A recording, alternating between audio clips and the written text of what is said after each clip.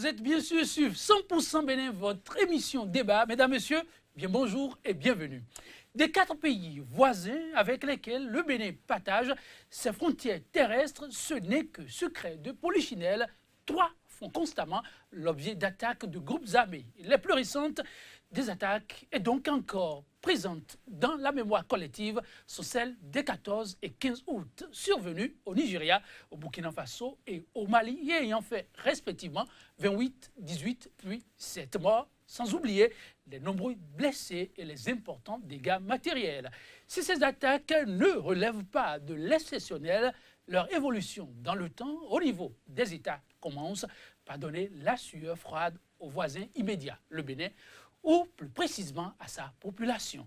Un état d'âme justifié pour ce qui est considéré jusque-là comme un havre de paix, la quiétude légendaire de l'exemplaire État d'Afrique de l'Ouest de par sa démocratie relativement modèle est-elle désormais menacée? Ce sont là, mesdames, messieurs, entre autres questions qui auront à meubler ce numéro de votre émission 100% Bénin. Thème au menu, récurrente attaque djihadiste en Afrique de l'Ouest. Le Bénin doit-il s'inquiéter? 2 experts en matière de sécurité, très avertis des questions d'attaque terroriste et ayant une maîtrise avérée des notions de sécurité relativement au Bénin dans le débat du jour. Marius Dabodjor, commissaire de police à la retraite, il est consultant international en sécurité. Marius Dabodjor, bonjour. Bonjour, cher ami. Merci pour la disponibilité. C'est moi. En face de lui, notre frère d'armes, Klobou Noumonvi, lieutenant-colonel, voilà aussi à la retraite. Il est conseiller à la sécurité des Nations Unies, toujours à la retraite, mais l'expertise est là. Et négociateur décidant de prise d'otages. Klobou Noumonvi, chez vous. Klobou Noumonvi, j'y arrive. Bonjour. Merci, bonjour. Bonjour. Comment allez-vous? Je vais bien, merci. Un plaisir de vous recevoir ce matin. La question, elle est de plus en plus préoccupante et les bruits, j'imagine, vous parviennent aussi. En dépit des efforts conjugués pour venir à bout du terrorisme en Afrique de l'Ouest, les attaques djihadistes continuent d'être conjuguées au présent. Niger, Nigeria, Burkina Faso, frontalier avec le Bénin, en font constamment les frais. Hier, juste compatissant, nombre de Béninois observent désormais les scènes affreuses avec beaucoup de frissons. Le débat se fait de plus en plus rage et ouvertement. Je me retourne alors vers Marius Dadjor. Marius Dadjor, chaque attaque doit-elle aujourd'hui faire frémir, comme on l'entend dans les rues? C'est de juste que ça devrait faire frémir parce qu'on ne sait jamais quand ça doit arriver. Qu'ils vous souviennent, j'aime bien adopter un style d'un certain niveau pour me faire comprendre. Je dis bien qu'ils vous souviennent que dans le passé, on n'avait jamais entendu parler de violence, de braquage d'une banque. Ça se passait au Nigeria pour l'essentiel, et puis accessoirement en Côte d'Ivoire et dans certains pays de guerre. Mais dans d'autres sous-régions, c'est particulièrement au Nigeria et en Côte d'Ivoire qu'on l'apprenait. Puis voilà qu'un matin, il y a eu cette attaque de banque à Kwakwa. Et puis, après, ça s'est répété. Alors, cette histoire de cette affaire, donc, comment vous appelez? D'attaque terroriste, djihadiste et tout ce que l'on veut, a commencé d'abord au Nigeria, à côté de chez nous. Et ce qui se passe au Nigeria, c'est un peu comme si c'est au Bénin que ça se passait. Et puis après, ça s'est étendu dans la zone sahélienne jusqu'à se retrouver en Côte d'Ivoire, qu'on pouvait penser insoupçonné. Alors, dès lors que ça devient persistant, il était normal que les peuples, aussi bien béninois que togolais et ceux qui n'ont pas été encore attaqués, commencent par réfléchir par plusieurs fois à leur situation et se poser la bonne question de savoir est-ce que ça n'arriverait pas? Et si c'était le cas, qu'est-ce qu'on devrait faire? Alors, merci pour cette présentation sommaire. Je me retourne vers le lieutenant-colonel. Est-ce que vraiment les Béninois ont à se mettre Mattel en tête? Oui, je vous en prie. La situation est préoccupante. Les Béninois peuvent et doivent s'inquiéter. Cependant,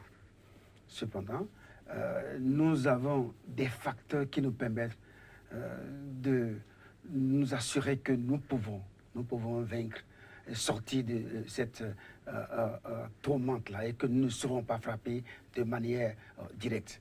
Mais avant d'évoluer dans ce sens, je voudrais indiquer un autre paramètre qui me semble important. Où il y a peut-être tout un genre de tollé, tout le monde se mobilise, tous nos dirigeants se mobilisent, on veut une force. Moi, j'ai un peu de doute, un peu d'appréhension. J'ai peur que l'on nous pousse dans un guépier.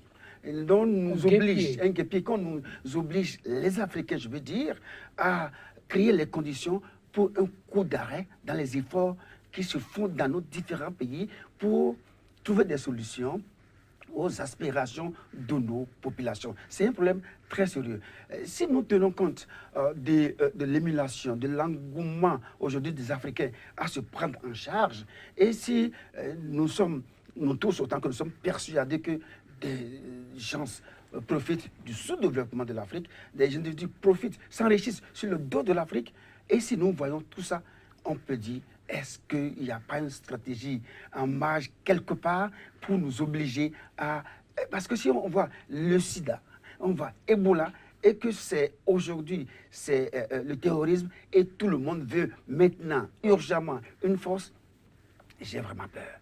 Et je voudrais, avec le respect que nous avons, que nous devons à nos dirigeants, vraiment d'interpeller les experts pour que les gens voient de près ce qui se passe et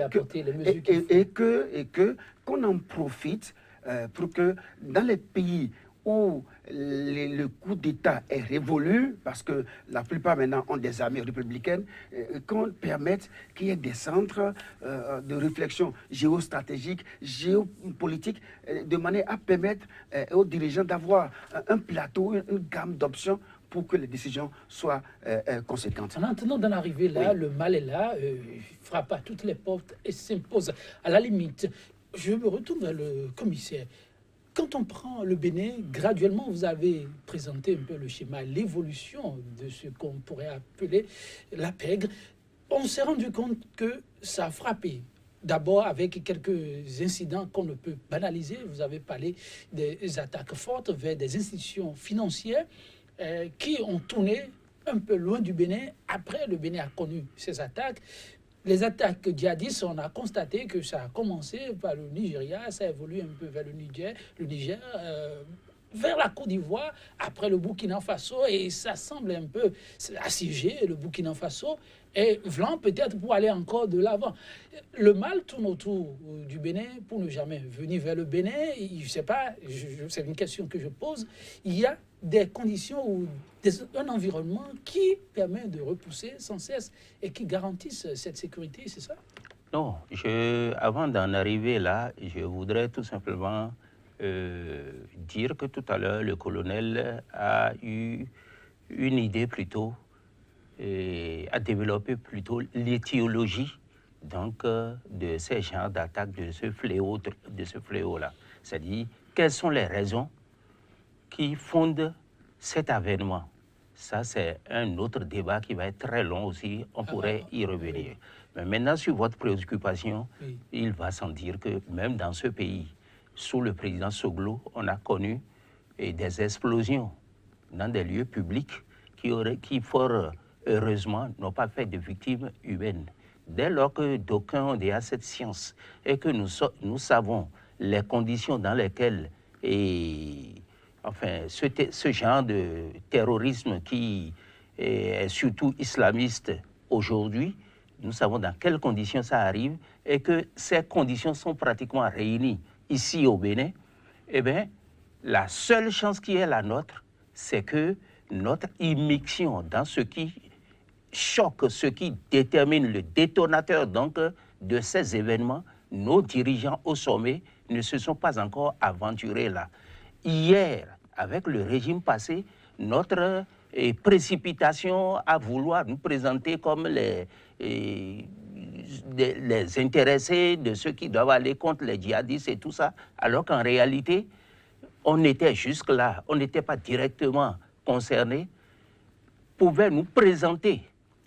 Alors, je crois qu'on doit à la situation de quiétude actuelle, c'est-à-dire le tempérament un peu calme et le recul qu'a pris l'actuel pouvoir à ne pas trop s'aventurer dans cette guerre que les étrangers, je vais te parler des Européens, ont créé. Parce qu'en réalité, c'est un peu à cela qu'il voulait en venir, mon ami le colonel.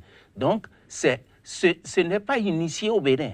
C'est parti du Nigeria et les gouvernants nigériens n'ont pas vu venir.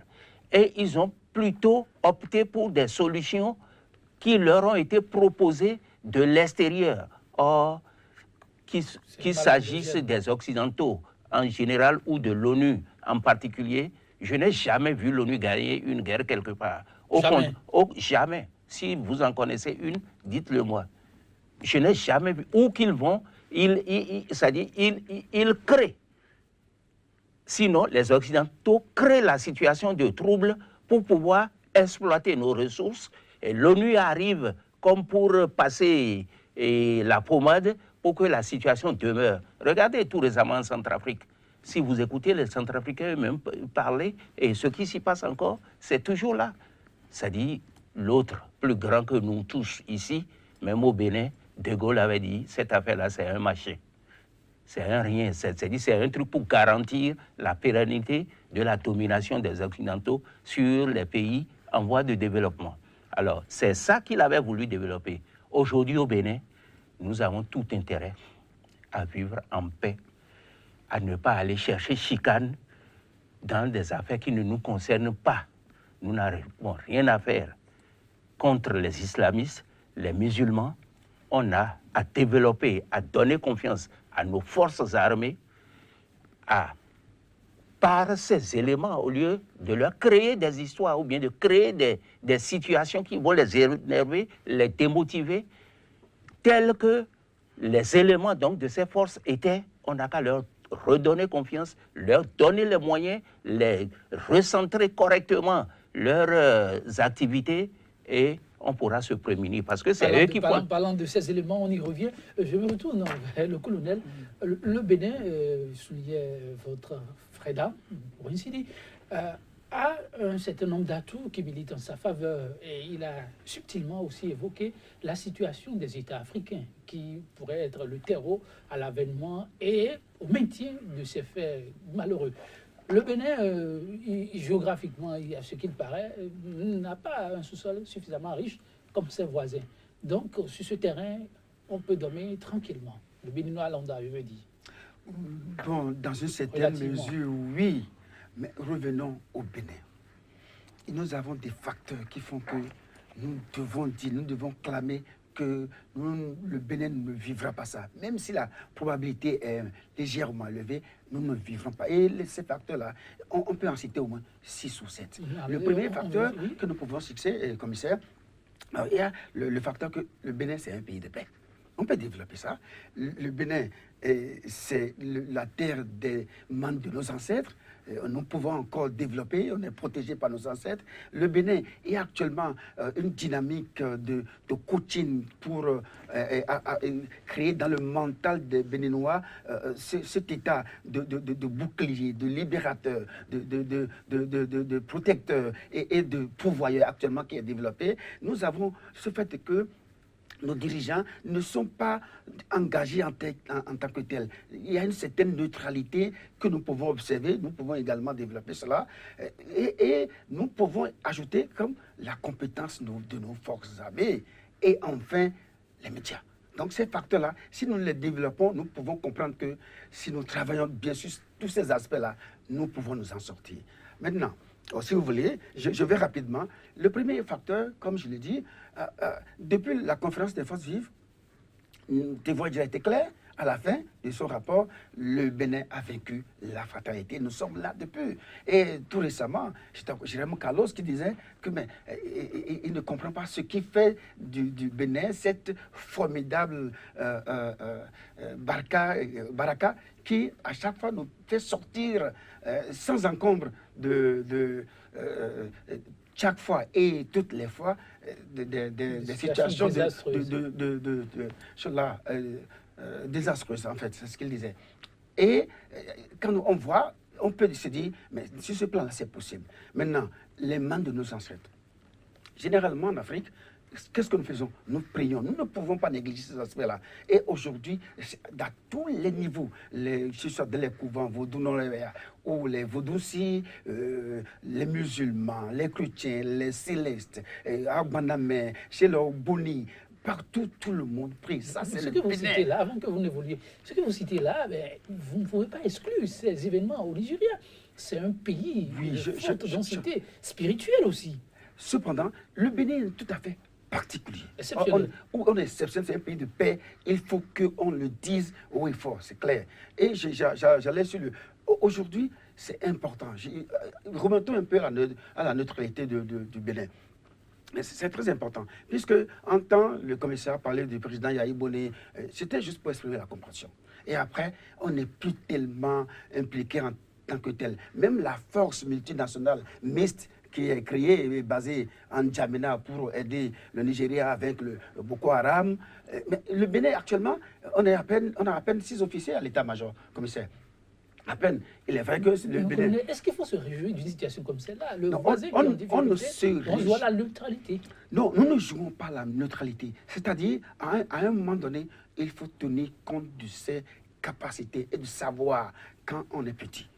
Et qu'on veut grandir, on sait parler, on sait se comporter, on sait adopter une certaine attitude, un certain comportement. Et je voudrais aussi rapidement parler des forces armées béninoises. Oui, tout récemment, il y a la manœuvre dans 2017, qui est finie il y a quelques jours, mais qui, quelque chose aguerri, qui met nos forces armées dans une position de préparation mentale. Et enfin, les médias. Le grand rôle, les médias. Nous n'en avons pas. Il faut demander aux médias de ne pas créer de ne pas enfler la psychose, parce qu'en fait, quand il y a un nuage, que vous ne voulez pas qu'il pleuve, vous voyez le nuage, ne dites pas qu'il va pleuvoir, mais dites simplement que c'est un phénomène météorologique. Et c'est cela que nous voulons que... Mais voyez un peu, tout récemment, la fièvre, Lassa, Ebola, comment les autorités ont géré avec méthode. Et bon, nous n'avons pas eu beaucoup de frayeur. C'est vrai que Boko Haram est un problème sérieux. Le Nigeria avec Boko Haram. Et au nord, il y a Acme, il y a l'aile dissidente de Mokhtar Belmokhtar, il y a le Moujao, FLN, FLMS, Front National de Libération du Massila. Il faut mieux considérer toutes ces données comme des choses qui arrivent, mais pas en parler constamment. Oui, il faut comprendre que c'est le développement naturel, sociologique, qui crée ces incidents que nous ne pouvons plus séparer de notre vie. Les incidents dommageables, disait le colonel, commissaire. Le colonel a cité des fondamentaux qui, pour lui, ne sont pas à mettre de côté. C'est quoi votre regard sur ces fondamentaux? La différence entre le colonel et le commissaire, c'est que l'un est de la défense et l'autre est de la sécurité. L'homme de la sécurité doute de tout et craint tout. Il doute de lui-même. Pourquoi pas? Parce qu'on se dit que tout peut toujours arriver et celui que l'on sait, qui était même avec vous et avec soi, pouvait avoir commis l'infraction,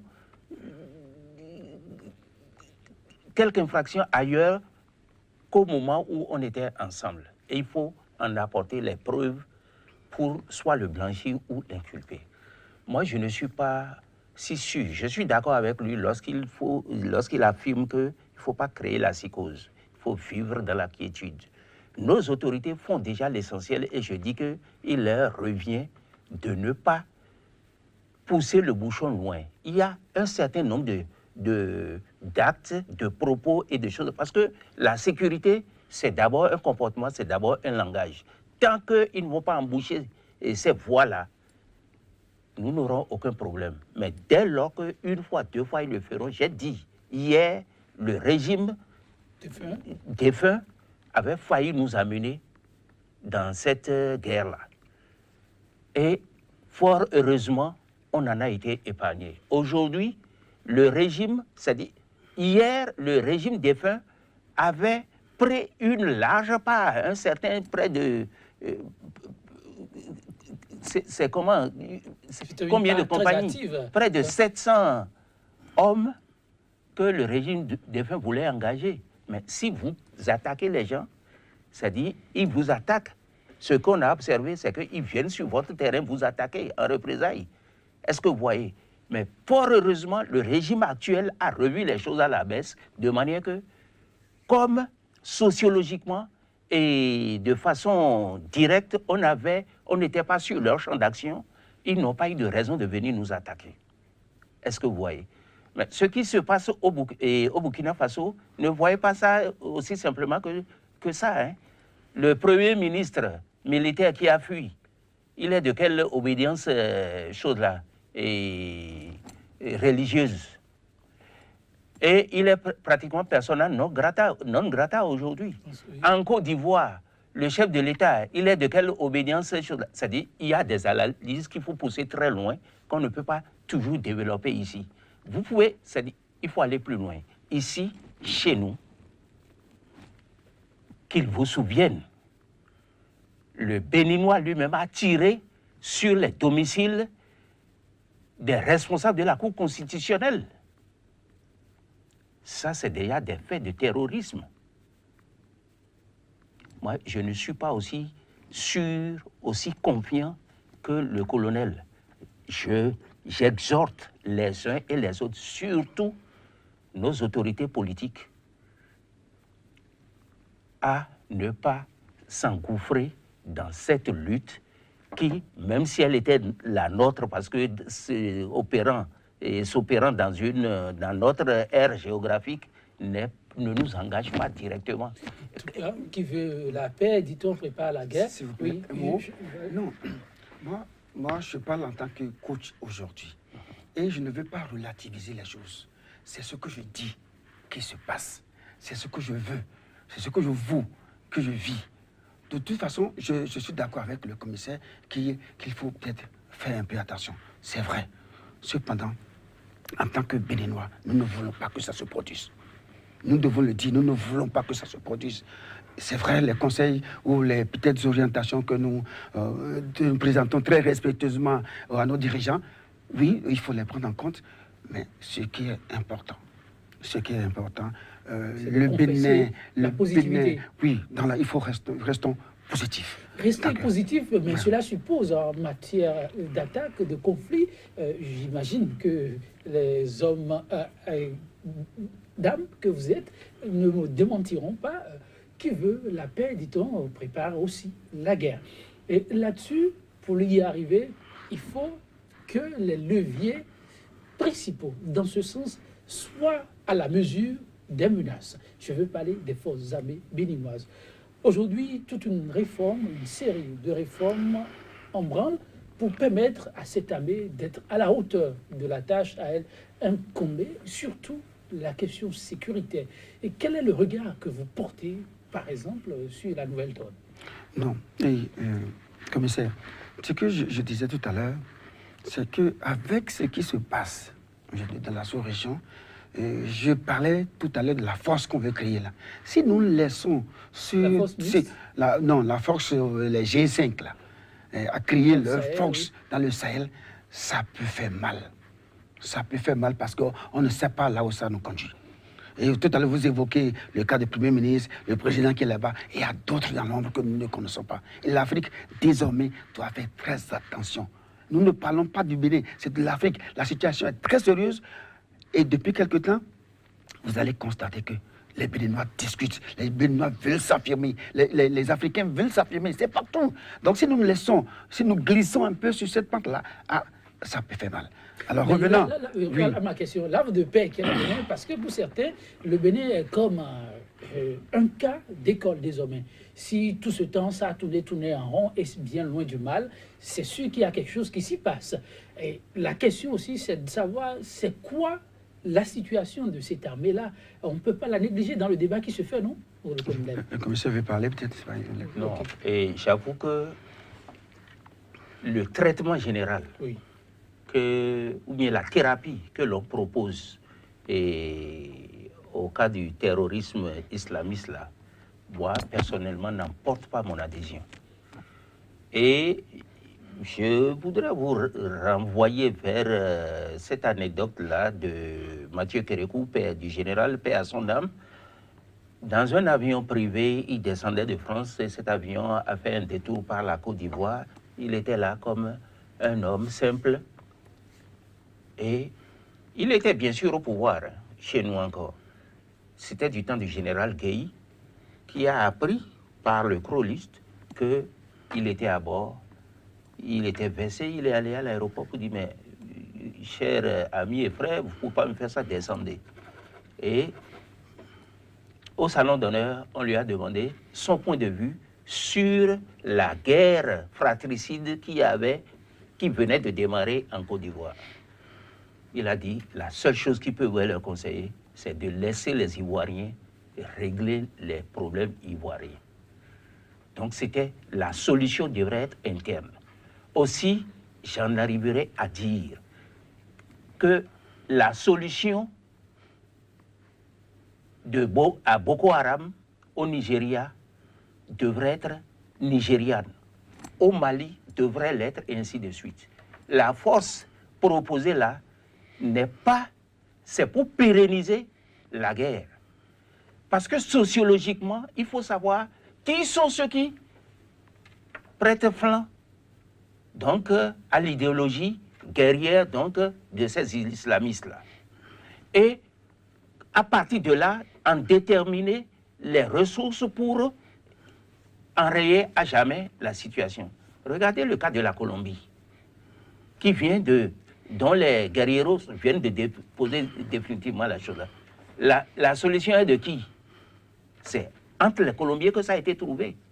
Et ça, c'est les Occidentaux et les Soviétiques qui nous ont enseigné ce que je vous dis là. Alors, tant qu'on ne retournera pas à la base pour régler les problèmes, chercher, c'est-à-dire en déterminer l'étiologie et tous les paramètres qui ont conduit à cela et commencer par les régler petit à petit, ou pas à pas, et qu'on irait chercher des solutions transplantées par la France, par exemple, puisque la plupart de ces pays-là, en dehors du Nigeria, c'est des pays francophones. Alors, mon commissaire, vous permettez, mon colonel, je comprends votre préoccupation, ne vous en faites pas, je vous offrirai un plateau tout fait à ce propos pour élargir le débat à l'Afrique. Mais spécifiquement, le cas du Bénin, on ne peut pas fermer les yeux là-dessus parce qu'il peut beaucoup apporter, il peut être utile. Et je posais une question à laquelle vous n'avez pas encore apporté de réponse,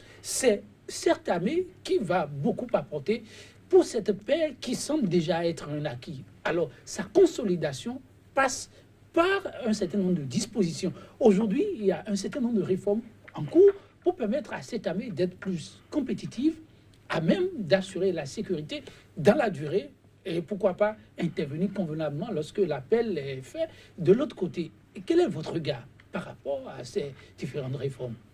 Dans le monde actuel et dans l'environnement actuel qui est le nôtre, je pense que les réformes structurelles, oui, mais, je dirais, mais j'avais dit à l'entame de cette émission, et lorsque j'ai pris premièrement la parole, que le soldat béninois, qu'il soit militaire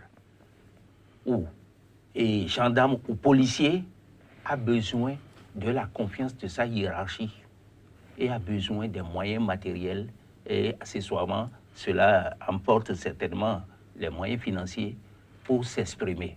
Moral et moyens. En dehors de ça, c'est-à-dire on n'a pas à recréer la roue. Alors on n'a pas recréé la roue, moyens militaires. Et si vous devez apprécier ces deux volets? Les deux volets? Oui. Lesquels par exemple? Vous avez parlé de moyens et moral. Des moyens, c'est que l'armée n'en a pas assez. La police non plus. Quand je parle de police, c'est générique. La gendarmerie et la police, et même pourquoi pas, et la douane et tout ça, c'est des forces de sécurité. Il faut des moyens pour surveiller nos frontières, des moyens pour développer les renseignements, des exercices à plein temps pour être acquéris. Quand l'ennemi sait que vous avez une puissance de feu et que vous pouvez déjà deviner prendre les dispositions parce que vous avez l'information pour vous préparer contre ce qu'il va faire. Il ne vous emmerde pas. C'est cela. Oui, bon, de toute façon, notre armée, depuis quelques années, est réputée professionnelle. Il faut faire confiance à notre armée.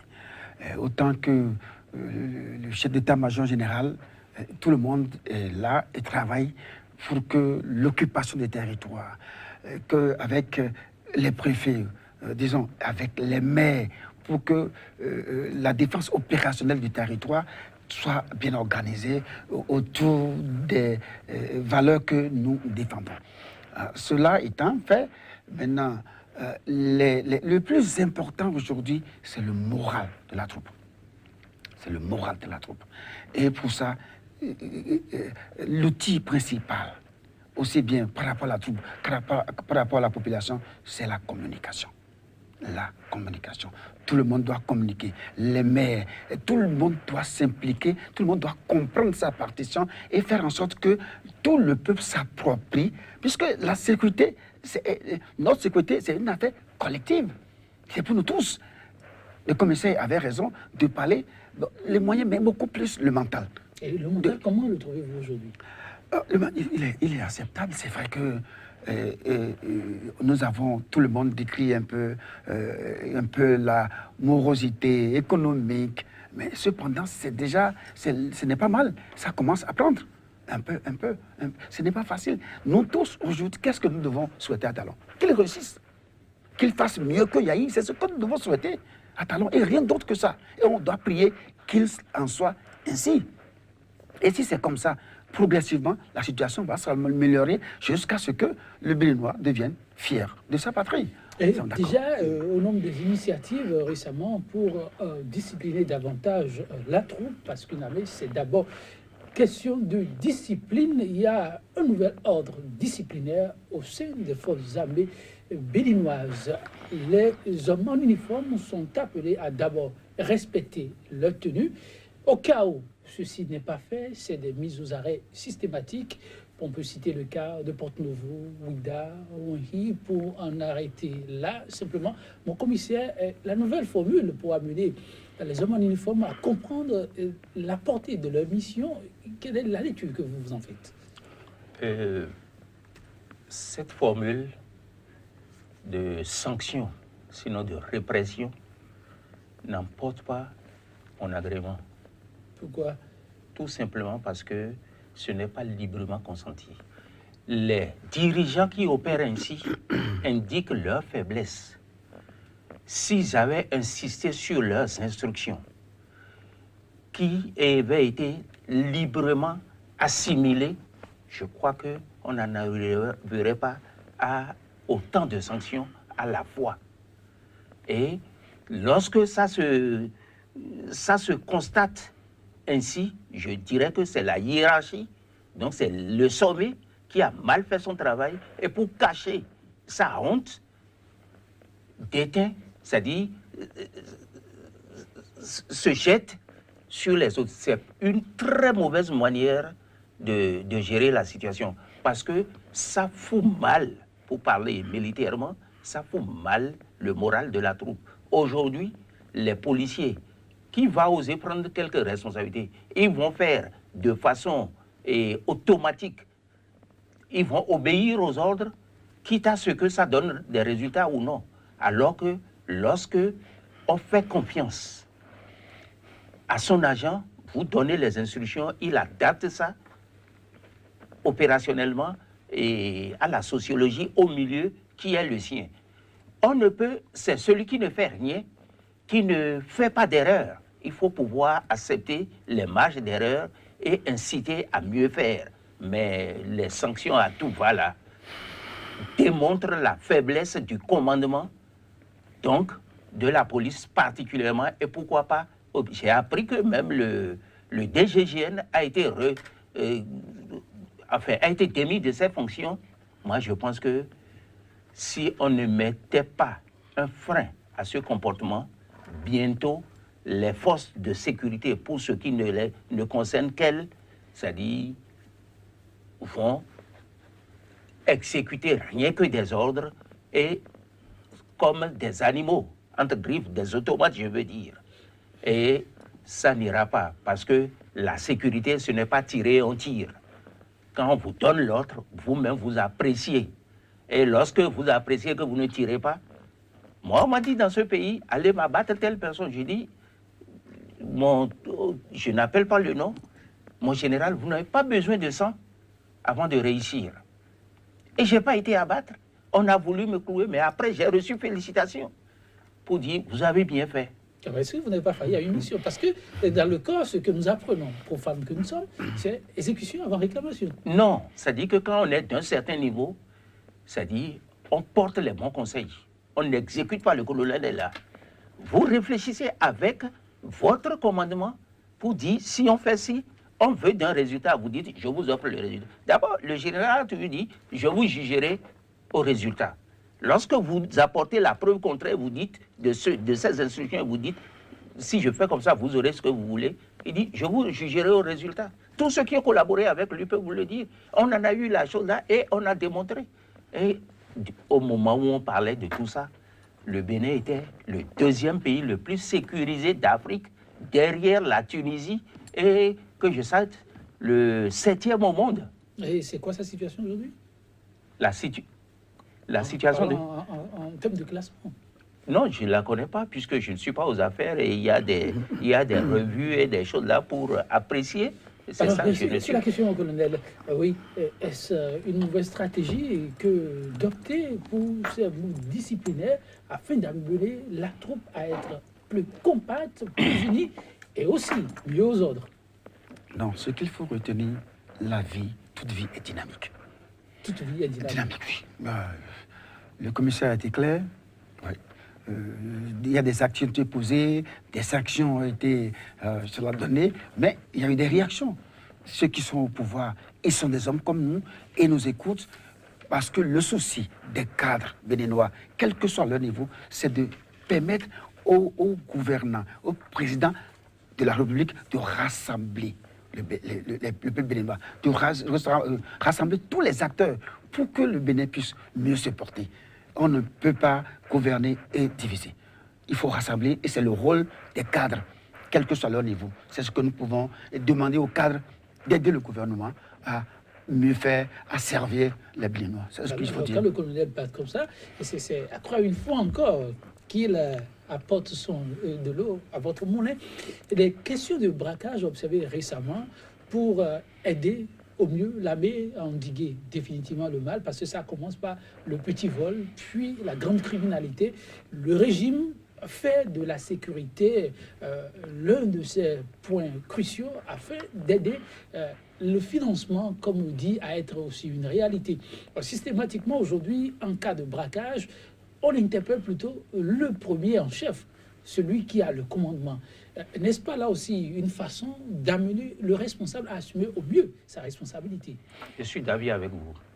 Et il faut dire que, de ce point de vue, en tout cas des braquages, le régime actuel a apporté une accalmie certaine dans le domaine. Avant son avènement, comme au lendemain, on a vu des choses horribles. Mais pourquoi? Parce que c'était un peu... on était à la limite d'un état voyou, où tout le monde pensait qu'il pouvait faire ce qu'il voulait.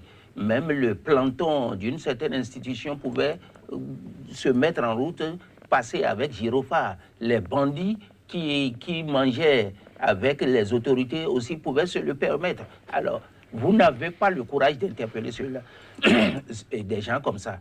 Aujourd'hui, le régime en place a mis un terme à tout ceci. Et ça a commencé par apprendre. Maintenant, il y a des instructions formelles qui ont été données. Dans leur application, il faut souffrir qu'il y ait un minimum d'erreurs. Il faut apprécier d'abord la responsabilité réelle des responsables avant de les sanctionner. Sinon, on en découragerait plus d'un. Et il n'est pas évident que les intérimaires qui assument les responsabilités lorsque les premiers sont donc mis aux arrêts ou bien sautés, aient le courage de faire autant que leur chef. Donc, il faut savoir raison garder.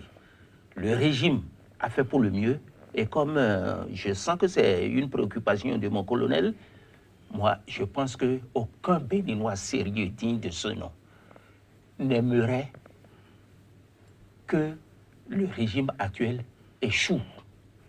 Tous, on aurait voulu que dans tous les domaines, il fasse mieux. Parce que c'est pour ça que nous avons dit non à l'ancien et à tous ces ouailles. Comment vouloir alors que lui il échoue? On ne veut pas qu'il échoue. Et c'est parce qu'il ne veut pas on ne veut pas qu'il échoue, justement, que nous stigmatisons déjà certains comportements que nous pensons vont l'amener à la dérive. Et ceux qui, contre nous, disent ça va ou bien parce que vous avez déjà acheté tel nombre d'engins et tout le reste là, c'est bon, vous êtes le meilleur, tout ça, qu'ils ne les écoutent pas. C'est-à-dire qu'ils comprennent l'oreille attentive. Réellement. Ce que le peuple veut, c'est ça qu'il doit proposer. La sécurité, certes, mais on ne peut pas faire la sécurité sans les compétences qu'on est en train de décourager maintenant et qu'on enferme à tout va. C'est justement ce qui enferme là. C'est sur eux qu'il faut poser des questions. S'ils avaient la compétence, ils auraient pu se faire comprendre pour que sans la force, sans cette pression de « je peux t'enfermer, je t'enferme », c'est-à-dire ils obtiennent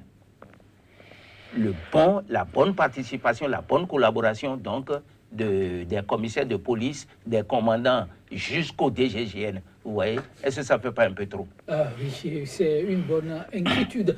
Comme vous le dit, M. Kloubou, quand on prend la grande sécurité, on ne peut pas y dissocier aussi le renseignement. Et le renseignement, il paraîtrait, vous d'apprécier que c'est aussi la bonne et franche collaboration avec la population. Alors, la similitude aujourd'hui au niveau de la béninoise et de sa population, comment vous l'observez?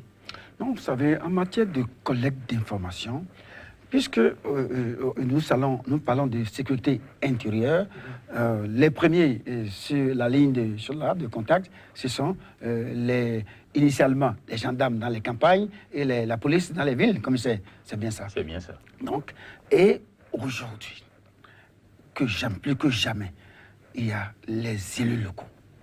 Il faut forcément qu'ils comprennent, il faut les former, commissaire. Il faut qu'on les forme pour que tout le monde s'implique. De manière à avoir un réseau assez fourni, mais un réseau républicain.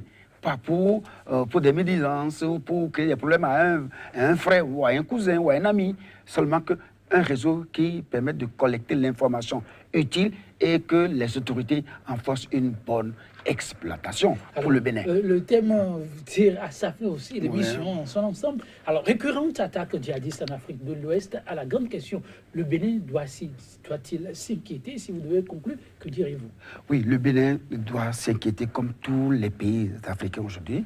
Cependant, nous avons des facteurs qui nous permettent d'affirmer que nous serons à l'abri. Nous sommes à l'abri et nous serons à l'abri. Mais je ne finis pas sans revenir sur la responsabilité de nos dirigeants.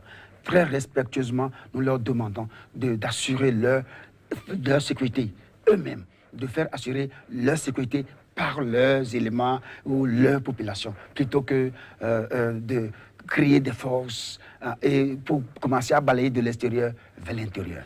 Ok, commissaire Dadouan. Le Béninois doit s'inquiéter et prendre les mesures idoines pour ne pas être surpris, sinon pour pallier au plus pressé. Même les mendiants que nous côtoyons dans les feux sont de potentiels terroristes. C'est à eux qu'on attache les charges explosives. D'où viennent ceux-là? Pourquoi sont-ils aussi nombreux ces temps-ci? C'est des agents de renseignement potentiels. Moi, je dis, il faut nous redonner confiance. Redonner confiance au peuple. Redonner confiance en son armée, en sa police, en sa gendarmerie, en ses douaniers, pour véritablement espérer rester longtemps en dehors du système, sinon ne jamais y plonger. Merci Marius Dadio, merci Clobo, Momonvi, l'émission du jour. Mesdames, Messieurs, c'est terminé. Nous allons clôturer sur cette citation de l'écrivain et politicien congolais Henri Lopez. Et ce sera avec cette boutade qui lui est propre. La critique n'est pas une agression, mais une contribution. Sachez avoir l'oreille, on en sort plutôt grandi. Prenez soin de vous, mesdames, messieurs. À demain pour notre plateau. Merci beaucoup. Merci. Cette conclusion me plaît.